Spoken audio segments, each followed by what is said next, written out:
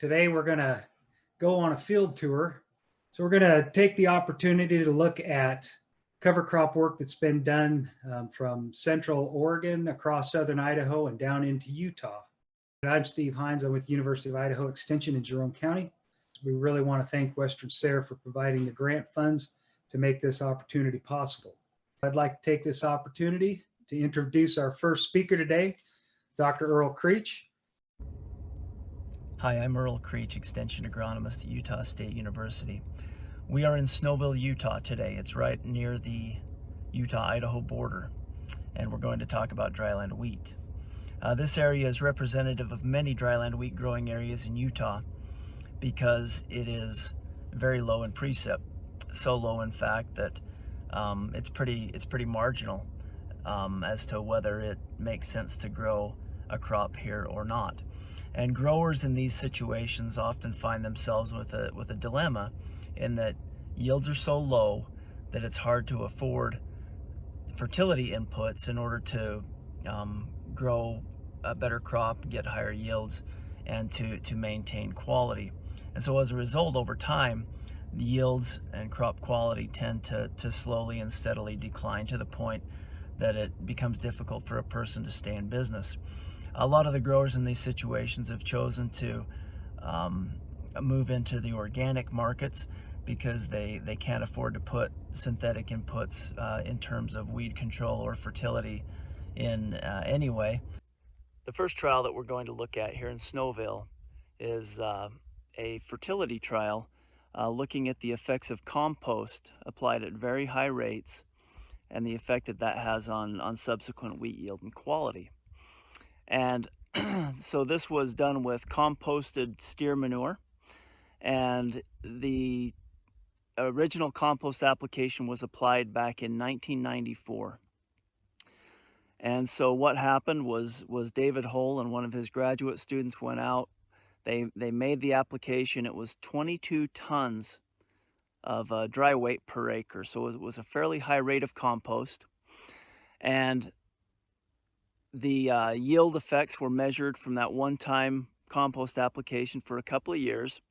They sat down, they ran the stats and economics on the whole situation and discovered, yeah, we got triple the yield by applying compost, but economically it was a loser. It didn't make a whole lot of sense. And so the project was scrapped. So then we fast forward to 2007, 2008. Jennifer Reeve came to USU as an organic person, and she got wind of this trial and wanted to follow up on it and see how, if there's been any long-term effects of that one application of compost. And so she pulled it up on Google Earth to try to figure out where the trial was, and lo and behold, it was visible from a satellite in outer space. It was still apparent even all those years later that there was something different about those little squares where the compost was applied. They really stood out, and they wanted to go investigate further. So they came back to the original site, which is right here where we're standing, and triangulated. There's one of them back there behind me. And we're able to reestablish the trial back to its original form. And went in and measured yields. And they found that all those years later, from 1994 to 2008, the yields were still double from that one compost application. Now, ever since then, we followed this, and we're just getting ready to harvest the 2020 edition today. And I'm going to show you what that looks like. And even up until the present day, that 1994 application of 22 tons per acre of compost has doubled the yield every year since. And so that changes the economics of this whole situation. If we can do this one time and reap the rewards of it for many years to come, maybe it makes a bit more sense when we look at it on a larger scale instead of just that abbreviated scale that we were doing before. So with that, let's go ahead and we'll move over and I'll show you what some of these treatments look like today. So here are the trials. It is the 16th of July, 2020. We're just getting ready to harvest this trial. We've cut around the trial with a commercial combine, and now we'll go in with our small plot combine to take the yields. But let's go ahead and look at some of these individual treatments. So this treatment is 22 tons of compost per acre, dry weight, that was applied back in 1994. No additional compost has been applied since, and we're just getting a residual effect from that original compost application. Take a look at the wheat. You can see the size of it. It's good looking wheat for this area, really nice looking wheat for this area. You'll see that we have a terrific stand, plenty of tillering, good plant population. The plants themselves look really good, and it's going to yield quite nicely. One of the things that we're seeing with compost applications, one of the benefits of compost application, is in stand establishment.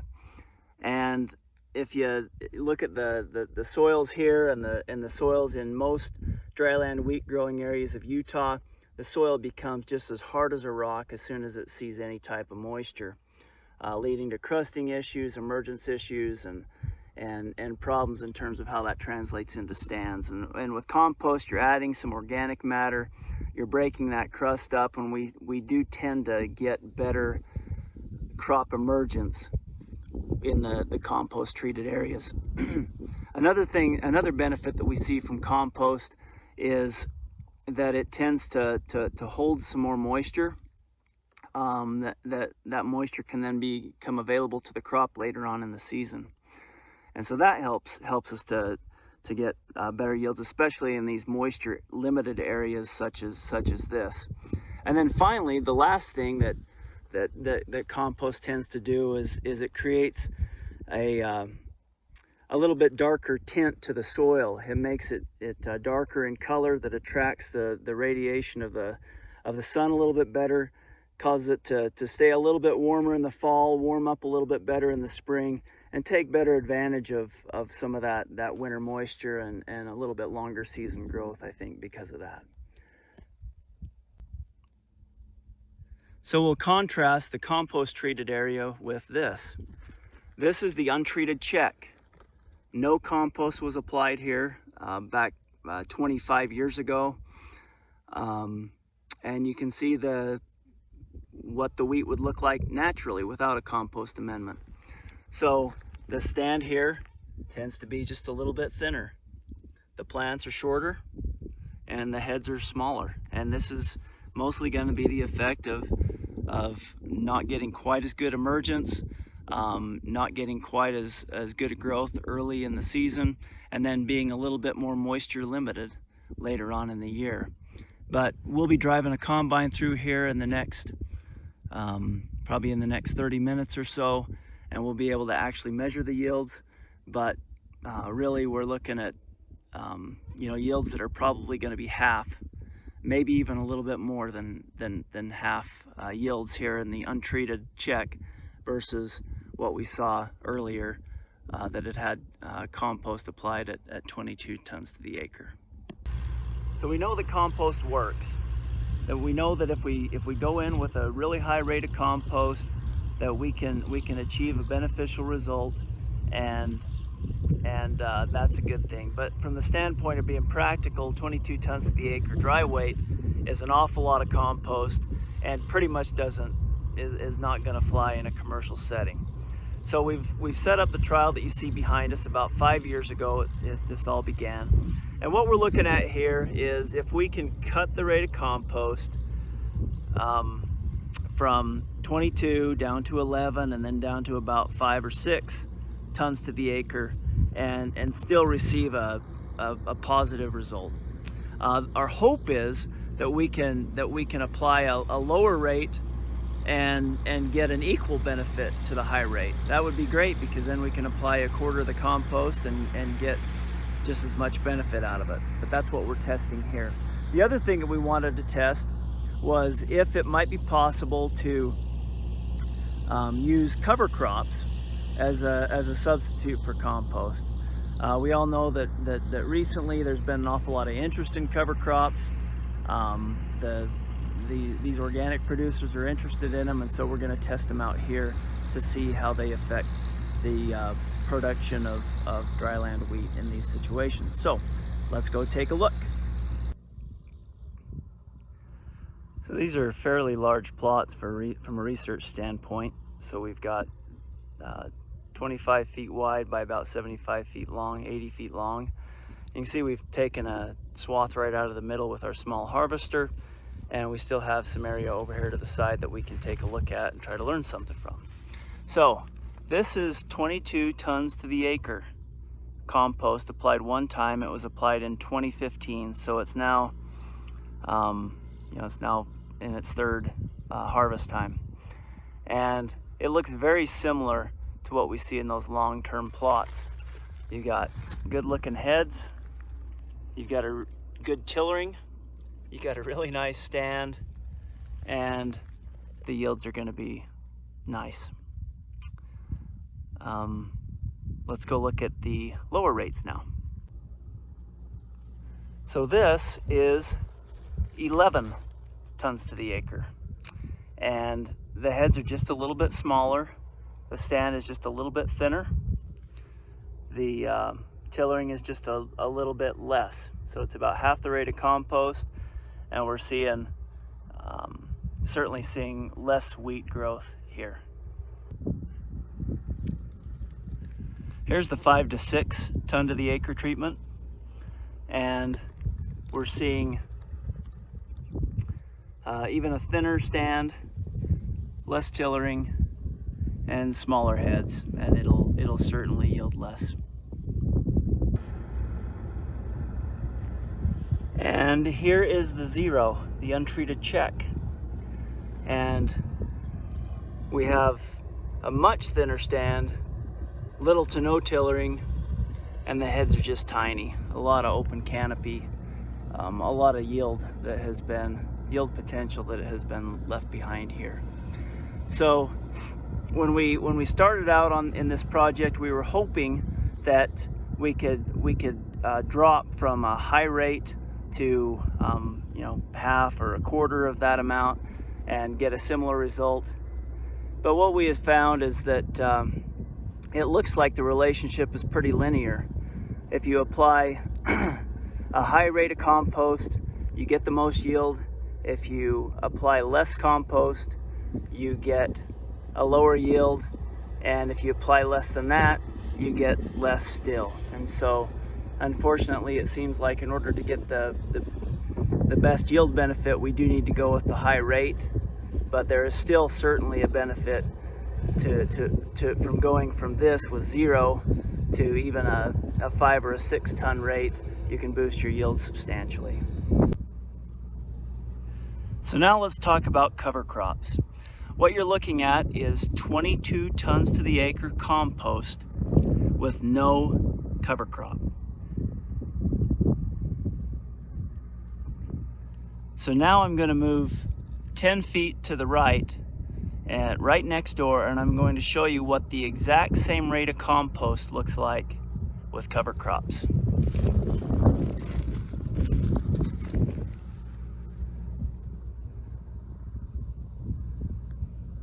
Totally amazing, isn't it?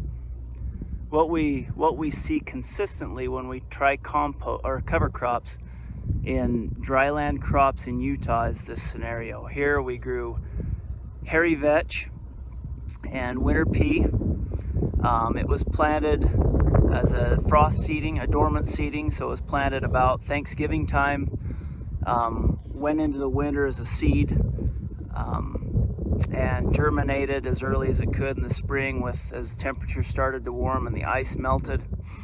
And we were able to, and we allowed it to grow until about the mid part of June, and then we went in with tillage and terminated it.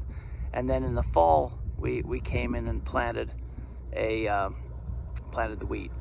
And so essentially what we did is we substituted the fallow period with a cover crop, and it has just completely annihilated the yield. So really tough thing. I mean, even if the cover crops are small when they're terminated, they're still using some water, and that little bit of water that they're using goes an awful long way to making a big difference in the yield. So we still haven't figured out the puzzle of how to grow cover crops in Utah dryland. We've got some new ideas that we're going to try, but just to straight up go into the fallow period, seed a cover crop, terminate it, and plant wheat following it. It seems to be a great recipe for having a significant yield reduction.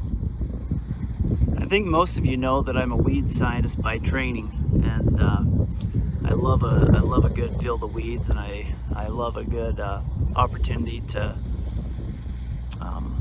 explore the latest and greatest in weed management techniques and chemistries. And so one of the things that's amazing about this is we are on an organic farm that doesn't see a sniff of herbicides of any kind. And I want you to take a look in between the rows of this wheat, how clean that is. I mean, that is just as clean as can be. And I'd like to say that there's some magic here or something special that's been done, but really it's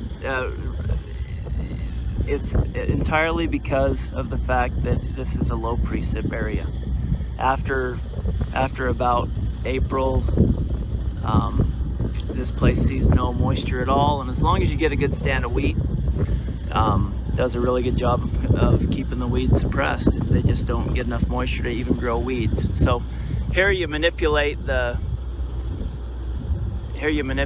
crop to get a great looking crop, and you have the weeds that don't really have a chance to grow due to low moisture conditions, and pretty amazing. But that's just a side note on the weeds, just because I like weeds. So one of the challenges with doing dryland research in Utah is that the dryland here is run on a wheat fallow system, which means that we grow a crop every other year, and we use tillage or herbicides to control weeds and to save up moisture in the off year. And so in order to speed that up from a research standpoint, we have a trial that's in wheat this year on one side of the road, and then we'll cross the road, and we have the exact same trial that's currently in fallow on the other side of the road. So we'll go take a look at that now. So we're out here in the fallow area now, and as you can imagine, there's not a whole lot to see. But in order to be successful in organic production, you got to do a really good job on your fallow season weed control, and Richard Grover here does a wonderful job with that. And now we're over in the cover crop area, and you can see some of the cover crop skeletons in the fallow, and they are breaking down in the soil and getting ready to try to grow a productive crop of wheat in the spring. Just found a few cover crop escapees that must have gone between shanks on the tillage equipment. And you can see this is our vetch, and then here's our pea. This is mid-July, and so you can see how short all of these grow, and it's just because we're so moisture limited in this environment. But these were planted in March. So there we have it. That's our virtual tour of the Snowville Dryland Wheat Project. Hope you enjoyed it. Appreciate the cooperation of Richard Grover and his crew. They've been outstanding to work with, and they continue to put up with us. But if you ever want to come and take a look at this in person, feel free to give me a holler, and we'll bring you out and show you around in real life. So thanks. Bye. All right. Thanks, Earl.